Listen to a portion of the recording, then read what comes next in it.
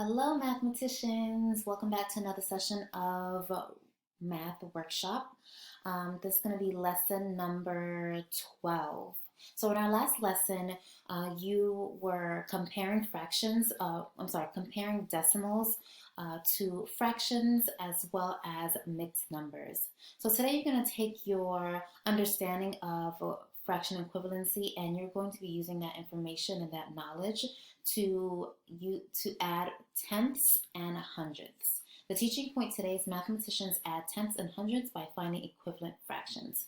So as always, I want you to keep the vocabulary for this unit in mind. You can always refer to it by going into your math tools. So we're going to watch a video here that's going to go in depth about how to use your understanding of equivalent fractions in order to add tenths and hundredths.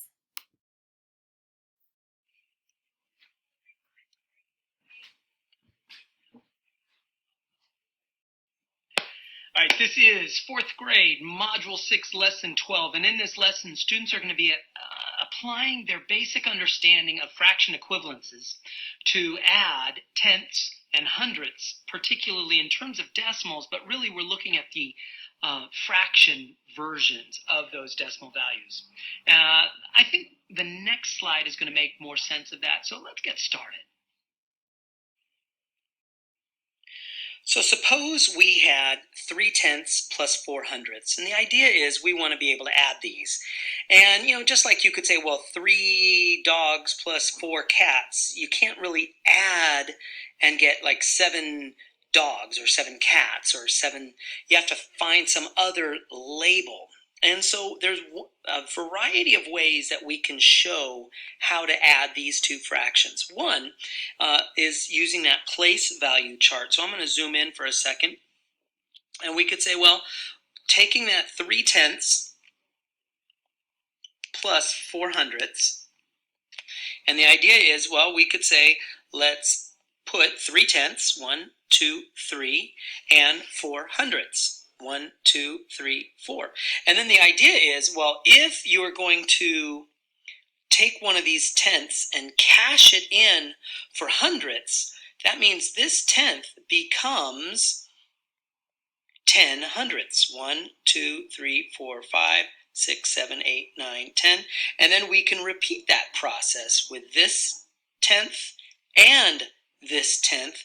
And we're going to get, let's see, for this tenth, we're going to get another 1, 2, 3, 4, 5, 1, 2, 3, 4, 10 hundredths. And then for this tenth, we're going to get another 10 hundredths. 1, 2, 3, 4, 5, 1, 2, 3, 4, 5. And so those tenths are gone because we exchanged them for hundredths. So in other words, what we can see is we could see that 3/10 plus 4/100 equals, and then what did we end up with? Well, we ended up with 34/100. So there's one way to show how to add 3/10 plus 4/100. Another way that we could do it is by using the area model. So if we looked at this and we said, well, okay, let's write down 3/10 plus 4/100. All right, 4/100. And what would that look like? Well, the first thing we could do is we could shade in 3/10. So there's 1/10, 2/10, and 3/10. So there is our shading in of 3/10. And then if we want to shade in that 4/100, well, what are we going to have to do?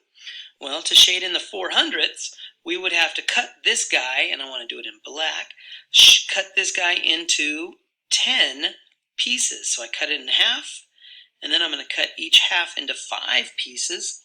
So these are now hundredths, and if I want to shade in 4 of those hundredths, I'm going to shade in 1, 2, 3, 4.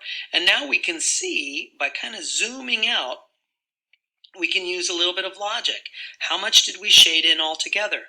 Well, we know that each of these tenths is 10 hundredths. So really, we shaded in, started with 3/10, then we shaded in 4/100ths, but really that ends up being 34/100ths because each of these is 10/100ths, so that's 10, 20, 30, plus 4 more. So that's 2 different ways that we can show how to add 3/10 plus 4/100ths. And yet the last way is probably the most, more official looking.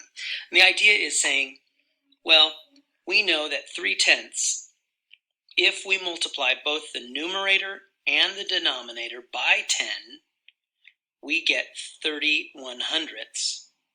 So that means we can exchange this 3/10 for 30/100ths plus 4/100ths equals 34/100ths. So we've got these 3 different ways to show how to add these 2 fractions. We've got the place value method, we've got the area model, and then we've got what's really kind of like the standard algorithm, the idea of taking that tenths and multiplying both the numerator and the denominator by 10 to get hundredths. And then we're able to put it right there and add 30/100ths plus 4/100ths. So that's the basic overview of the 3 methods. Now let's get started. So here they want us to specifically use the place value chart.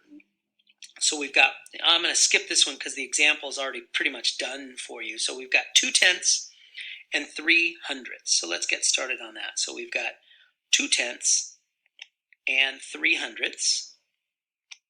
There we go. And then we know that we can cash in each of these tenths for hundredths. In fact, we can cash them in for each of them for 10/100ths. So that's going to be 1, 2, 3, 4, 5, 6, 7, 8, 9, 10.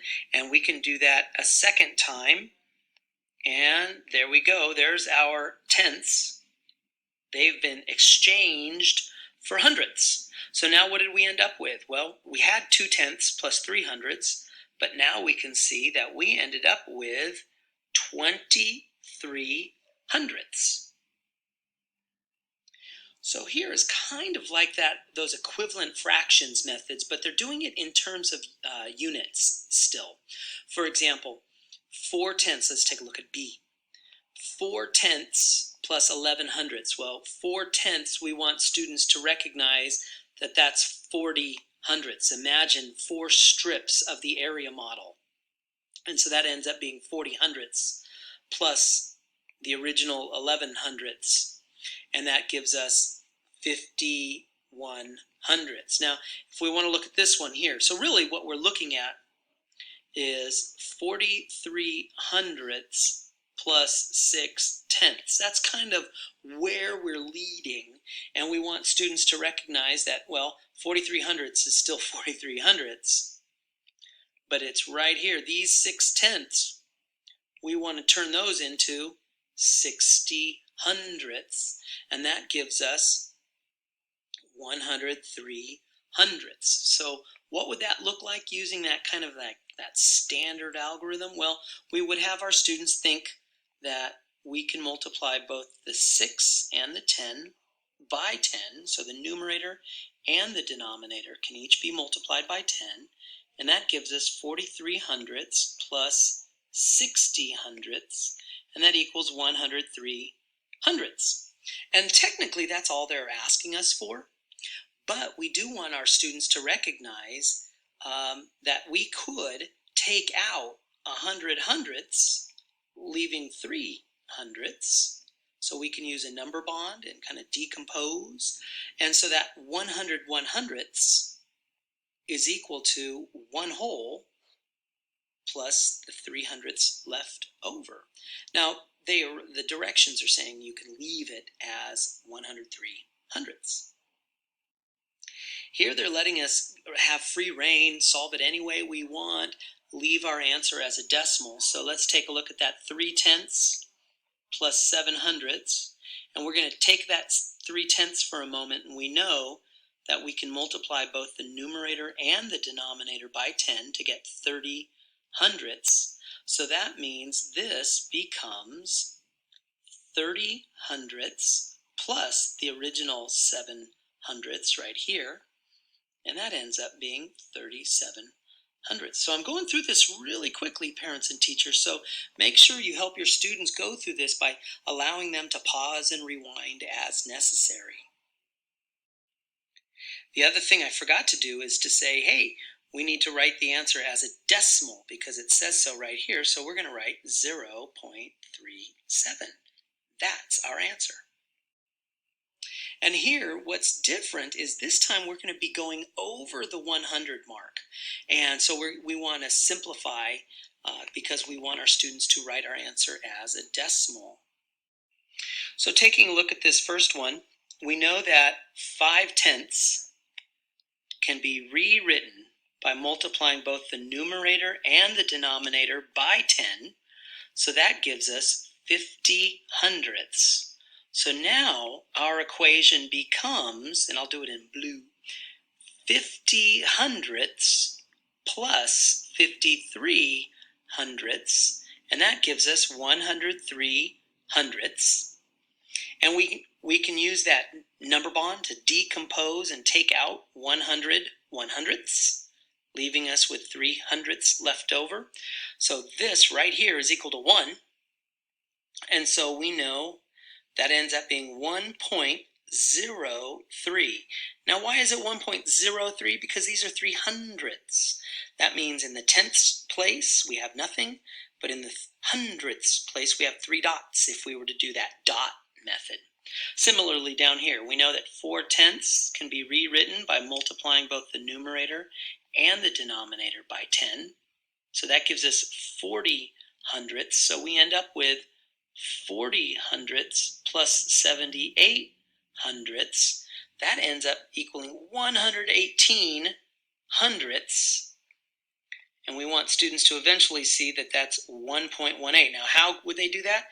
They might use number bonds to take out one whole 100 100ths, or they could just go straight to that using mental math. It's up to you, parents and teachers. And lastly, it's just a word problem of the exact same kind of practice. The first day we had 65 100ths inch of rainwater. On the second day we had 83 100ths inch of rainwater. What's the total inches? Well, you add and you're going to get 148 hundredths. We don't want our students to suddenly call that 200 down here. So, because these are labels, kind of like units. And 148 hundredths, and that's equal to 1.48 inches of rainwater. Now, it doesn't say that we had to change it to a decimal. So if we wanted to, we could have left it as a fraction, and we could have called it 1.48 hundredths of an inch. And that wraps up 4th grade, Module 6, Lesson 12, understanding the fraction equivalents in order to add tenths and hundredths. Awesome sauce. Okay, so let's get practicing. So I want you to make certain that you are logging on to your iReady. So by now you should have been done with most of your decimal lessons. If not, please make certain that you're completing your lessons in decimals that were assigned to you. And then I want you to log into Zern and complete lesson number 12. Be sure to use your tools, check your work, self-assess your work, peer assess your work, peer assess the work that you're doing with a partner, and make certain that you are really thinking about the strategies that you're using, and you are always going back to the videos if necessary to make reference, okay? Once you're done, be sure to complete the exit ticket and you'll be done. Have a good afternoon or good morning or whenever you're looking at this. Enjoy!